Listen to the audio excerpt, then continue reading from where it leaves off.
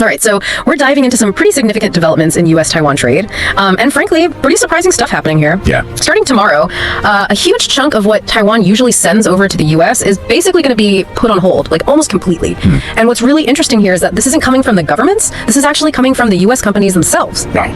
It seems like a response to some of the tariff pressures going on. One source actually put it this way, quote, "The winds of change sweep through the global economic order, and with them comes an unsettling tremor." So I guess that's our mission today, to try to figure out just what's going on with this sudden stop in trade and what it all could mean.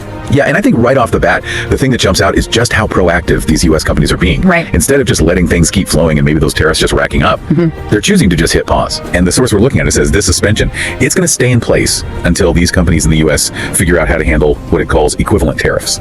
Okay, interesting. So it seems like they're either expecting to be hit with some pretty serious costs related to tariffs, or maybe they're already dealing with them. Yeah, exactly. And I mean, when we look at the bigger picture here, the source does point to the fact that Donald Trump put that 32% tariff in place, and it even calls it something that caused like shockwaves across nations. Right. So this isn't something that's coming out of nowhere. It seems like this tariff's a major factor. Definitely. But I guess the question is, why would these companies in the U.S. rather just stop getting those goods altogether instead of even trying to absorb the cost of a 32% tariff, at least in the short term? Like, what's the long game here? Yeah, that's the big question, isn't it? I mean, a 32% tariff, that's no joke. It can make a lot of stuff from Taiwan a whole lot more expensive over here. Right. Less competitive. Less competitive, exactly. Yeah, so maybe these companies are taking a good hard look at their supply chains. Maybe they're trying to find other places to get those goods, or maybe they're worried about retaliatory tariffs on their own exports if they keep bringing in stuff with these new tariffs attached to them. Right.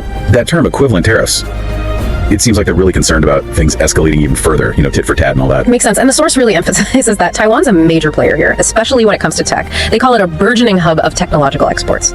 So we're not just talking about a small trading partner here. This is a big deal. Yeah. And you can definitely sense the worry in the reporting. It even says stuff like fear grips the island and talks about whispers of a downturn in their economy, maybe some stock market instability. Right. It all paints a pretty unsettling picture of how this is going to hit Taiwan right away. For sure. I mean, for an economy that relies so much on what it sends out to the world, to suddenly have trade with a huge partner like the U.S. come to a screeching halt, that creates a ton of uncertainty.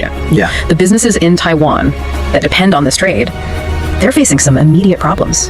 Production's going to stall, there might be layoffs, and they're going to have to figure out new strategies pretty quickly. Right. So that fear of an economic downturn, it's a totally understandable reaction to this kind of shock to their ability to export their goods. Yeah, I mean, it makes total sense. And the source ends with this really thought-provoking question. It asks, is this the dawn of a new era or the collapse of an old one?